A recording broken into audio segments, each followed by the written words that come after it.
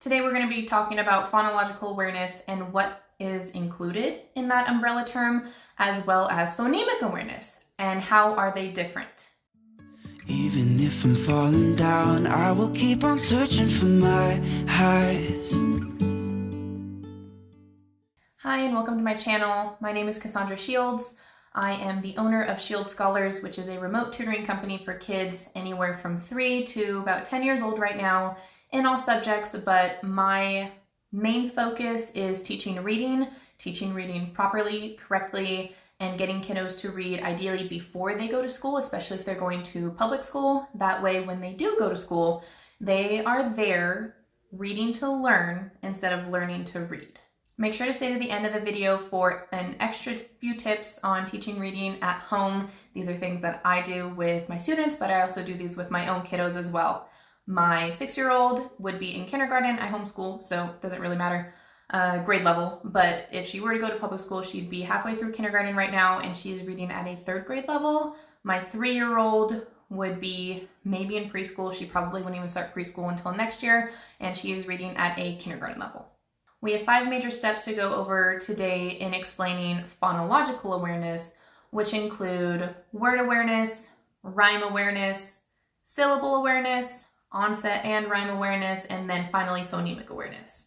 Phonemic awareness and phonological awareness, they're not the same thing, so I will explain to you how they're different. But essentially, phonological awareness includes everything, including phonemic awareness, and then phonemic awareness is its own umbrella term for harder things. That is step 5 of phonological awareness. Depending on who you ask, phonological awareness has 4 or 5 major steps. I say 5 personally. Sometimes people say that word awareness and rhyme awareness are one single step. They're both within the first step of phonological awareness, but I work with kids as young as 3 years old, and rhyming is a separate step than just recognizing words. So I would count this as step 2 instead of just a concept within step 1. So let's jump into step 1, word awareness and what that is. Word awareness is exactly that. When kids are able to recognize that words can stand alone. This doesn't seem like it would be a skill in and of itself, but it actually is, especially when we get into actual reading and looking at printed words, specifically within books. I have 1st graders who can blend sounds together, and they essentially skipped most phonological practices and went right into phonemic awareness practices. Phonemic awareness is actually step 5 of phonological awareness, and we'll get into that at the end of the video. But my point is, I have kids who can blend every single sound under the sun for me, and they can come up with every single word that, all of those letters say together. But when we look at a beginner reading book, an actual book, they rush through it. They don't know how to stop and read each word left to right, top to bottom, and only tell me the words that they actually see on the page. Does that make sense? So a lot of my 1st graders who start with me will do great with phonics work, but they will only tell me what the pictures are and what the story is about, maybe instead of reading each single word to me. They add a lot of words to the sentences that aren't there, and then they skip others that are there because they never learn about word awareness. Or they think that letters and words are the same. That happens a lot too. So if I say how many words are on this page, count the words, they will start counting each individual letter instead. So it doesn't seem like word awareness is that important. We think of this as more of an innate skill. And when we're speaking, maybe that's true, when we're talking to one another. But when it comes to written words and looking at text, a lot of my older kids are really actually kind of lacking there. Therefore, make sure your child knows what words are, and when working on beginner readers, have them count how many words are on the page. This helps train their brain for longer text and avoids them telling us what they think we want to hear when we're reading a book together, and focusing on saying and reading every single word as they come across it and in order. Then when they're able to recognize words, we're able to move more into step 2, which is rhyme awareness. We're going to talk about 2 words of rhyme today. Okay, we have a couple of homophones here. We have rhyme, R-H-Y-M-E, like the words sound the same, and then rhyme, R-I-M-E, which we're going to get into in step 4. So step 2 is RHYME, or words that sound the same with different onsets or beginning letters. When kids are able to recognize that bat, cat, hat, fat, and pat all sound similar, it sets them up in the future to work with word families and those same sounds, at least for beginner readers, when they're spelled the same way. It's also important for them to recognize if two words are not the same or they don't rhyme. This is also a skill. Step 3 brings us to what we call syllable awareness. Most of you, I'm sure, know what a syllable is, but if you don't, it is essentially how many vowel sounds we hear in a word. So keep that in mind, it's how many we hear, not how many we see. So generally we figure this out by clapping, and we teach kids how to figure this out by, clapping out the word. When we start this, I always have them do their names first since it's very familiar to them. So we'll clap it out and say Cassie. This is important to work on after step 1 of word awareness because kids will often figure out syllables for several words, thinking that one concept is equivalent to one word. Does that make sense? So for example, my students all call me Miss Cassie.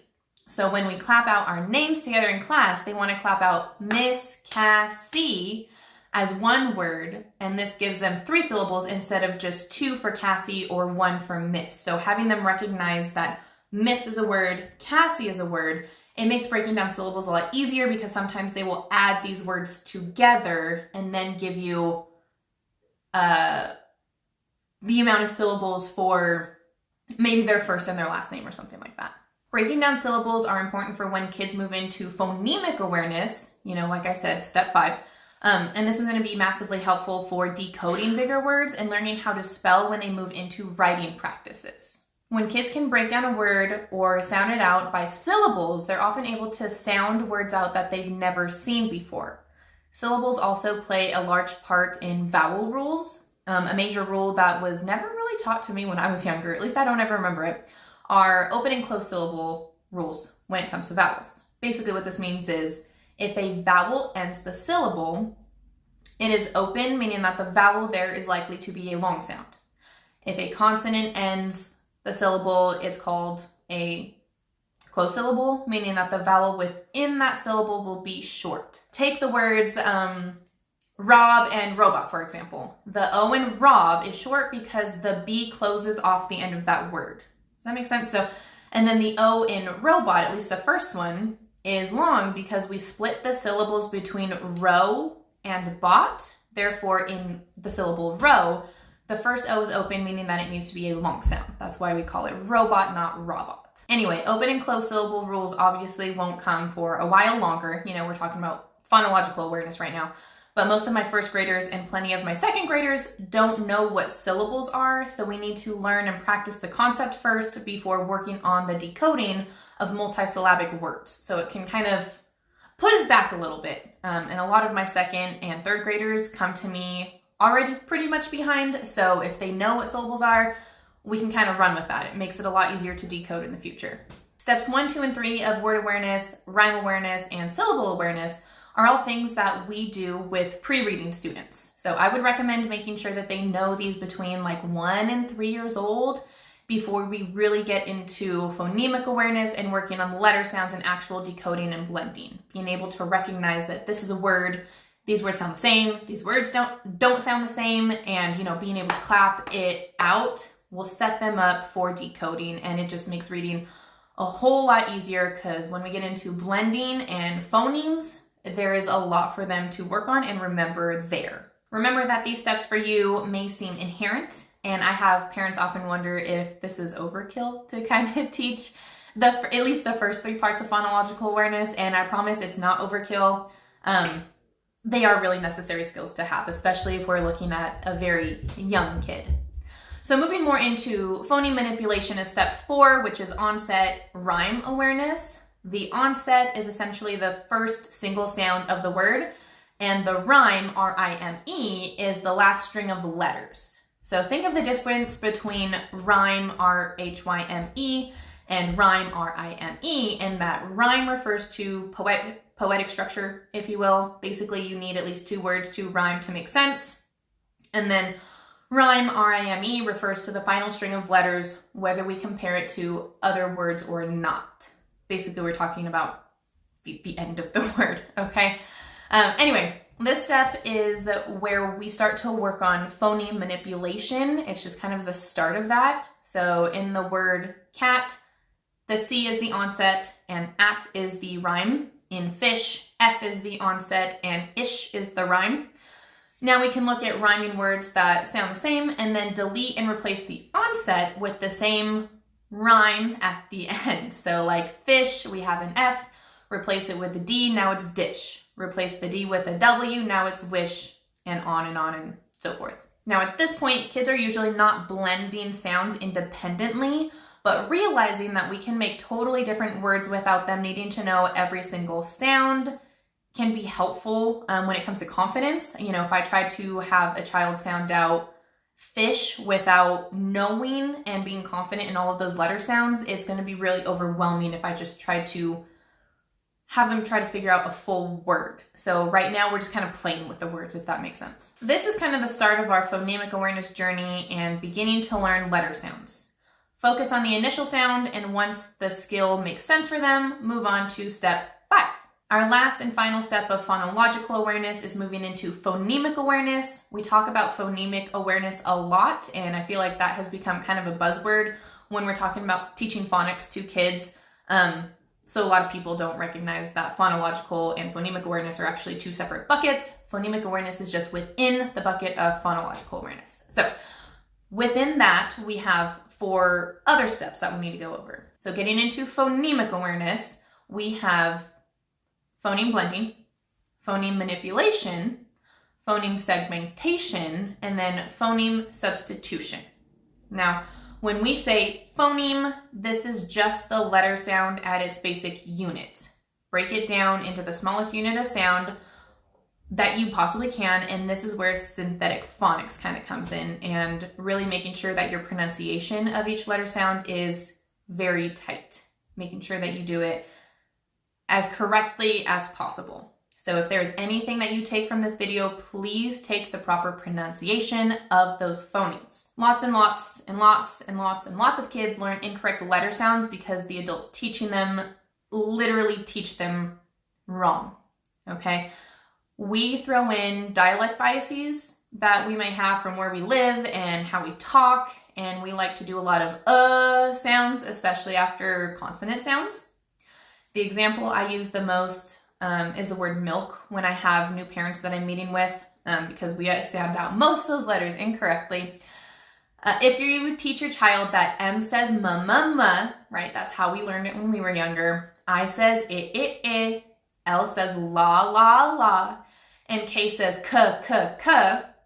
If you take those sounds exactly how you said them and try to blend them together, you get the word ma, I, la, k. Put it together exactly like that, and the word mailica and the word milk are completely different. So I hate to break it to you, but teachers often teach these incorrectly as well. Keep in mind that plenty of elementary school teachers are not specifically trained in literacy, and lots of school districts are still using old curriculum that we literally know doesn't work. Maybe because of the cost, we have budgeting issues, overwhelm of the system. I don't know specifically, but my point is just don't rely on the school teacher to make sure that your child learns how to read. There is a very high chance that they were not properly trained to teach reading, and they're just kind of going with what they would know, which is, it might be equivalent to what you know, okay? So if you know that you're not teaching it right, they might not be teaching it right either. And like I said in my previous video, I'm not hating on teachers, I'm hating on the districts here. And if we are trusting the statistics that we have, we know that public school is not setting up most kids for success when we have 66% of 4th graders severely reading below 4th grade levels across our entire country.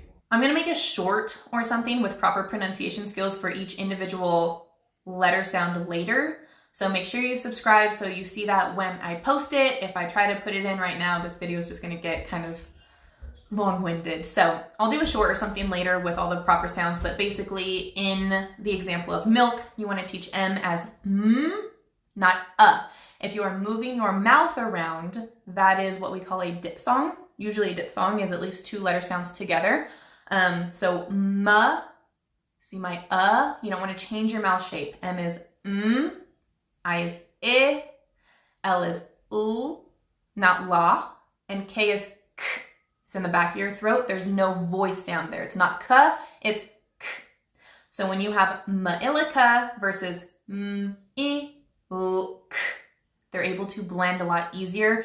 And when you teach it incorrectly, like ma'ilika, usually we're doing some sort of worksheet or leveled reader or something with a picture or something. So your kiddo's going to realize that ma'ilika isn't a word, right? They're constantly looking for things that make sense to them. So they will find the closest thing. So they'll probably stretch their learning and figure out that it says milk. That didn't teach them how to read. They have good context, they have good comprehension, but can they blend sounds? Can they read? No. So they got the right answer, they still didn't learn how to read. So kind of what you taught them to do there was memorize MILK as a chunk or a picture. So if we were to try to do phoneme manipulation and get rid of the M, maybe put an S or something, I'll be like, what does this say now? They can't blend, so they'll say, I don't know, because they haven't memorized silk yet. That's kind of what we're doing when we're teaching letter sounds improperly. Anyway, let's break down the 4 steps of phonemic awareness. Step 1 is phoneme blending. Keep this simple with just vowel consonant or consonant vowel consonant words. Keep the vowel in the front or in the middle so it stays in its short form and it says the short vowel sound. And keep yourself from using us when teaching the consonant sounds. When I start students on this, I like to focus on one single short vowel at a time with maybe 2 or 3 consonants so we can work on phoneme manipulation as well. So let's say we start with the letters C, A, and T. Blending is taking the sounds left to right and sounding them out until you get a new word. Pro tip here, have your child stretch the sound without a breath in between and avoid teaching them to say the sounds 3 to 5 times. At. Does that make sense? Do it like that instead of k, at, t. Stretch those sounds. Cat. Tell them go faster. Cat. Phoneme manipulation is to change the sounds, basically. So I like to keep the same rhyme at the end. So in this example, we're going to keep the at right there and then replace just the initial sound. Maybe let's use another T since we're already using it. T, at. Tat. Tat. Stretch the sounds. Once they're comfortable changing the first sound, work on changing the last sound. So instead of cat, now maybe we replace the T at the end with a P and make cap or can, cab, and so on and so forth, etc. Step 3 of phonemic awareness is phoneme segmentation. We're going to break down each word by the sound. So how is this different than the blending? Well, blending is more building a word. I would say segmenting is taking a full word and then breaking it back down piece by piece. If we're reading a book and come to, the word fish, kids will be able to segment the sound and go f, I, sh, and then be able to tell you that there are only 3 sounds. This is extremely helpful when we get to working with digraphs and some weird spellings. They're able to recognize how many sounds are in a word, but sometimes those sounds take 2, 3, 4 letters. The final step of phonemic awareness is phoneme substitution. This is usually done orally and without text, where you tell the child to replace the f sound in fish with the d sound. When we see it, it's a lot easier. When we have to rely on substituting from just memory or our mind's eye, it gets a little bit more challenging. So to recap, phonological awareness includes 5 major steps. Phonological awareness, we're looking at word awareness, rhyme awareness, syllable awareness, onset and rhyme awareness, and then phonemic awareness as that last step. And then phonemic awareness being the final step of phonological awareness includes those 4 major steps: phoneme blending, phoneme manipulation, phoneme segmentation, and phoneme substitution. So as promised, here's a few extra tips on teaching kids to read to make it as easy for them as possible and as black and white as possible for comprehension and understanding. First tip, I would say, especially if your kiddo is under 6 years old, focus solely on letter sounds and not letter names. There's not much reason for them to know that this is an A, this is a Z, this is a W. Teach them the sounds. Tip number 2, focus on the lowercase letters instead of uppercase.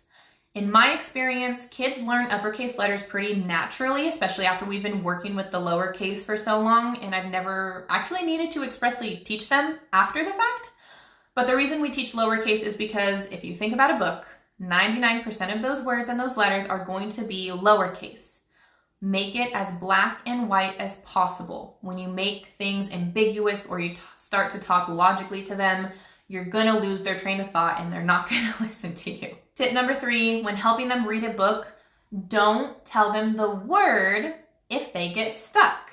If they need your help, try to have them blend it first. If they're struggling or getting irritated, blend it slowly for them and see if they can get the final word just from hearing you blend the sounds. When you tell them the word, they try to memorize it instead of being able to decode it. This shuts off their critical thinking switch. If this was a lot for you and you're not sure you want to take on the task of teaching your child to read, then go ahead and book in with me one-to-one. I put the link below. I can do a quick assessment or a trial lesson if your child is a complete beginner, and I will teach them how to read for you. The reading program that I wrote a couple of years ago is called Reading Can Be Puzzling, and I have an array of programs available for enrollment depending on your goals and your budget and your schedule. We have weekly subscription classes that are like $12 a week. You'll just be charged that $12 every week until you cancel that subscription. Shield Scholars has reading classes ranging in level on OutSchool with open seats immediately if you're interested in starting now and kind of seeing what a class looks like. I also have a parent pace package for you to use as well at home with a complete learning portal full of interactive lessons to use as you wish, digital resources like worksheets, booklets, and decodables that are relevant to each lesson within there.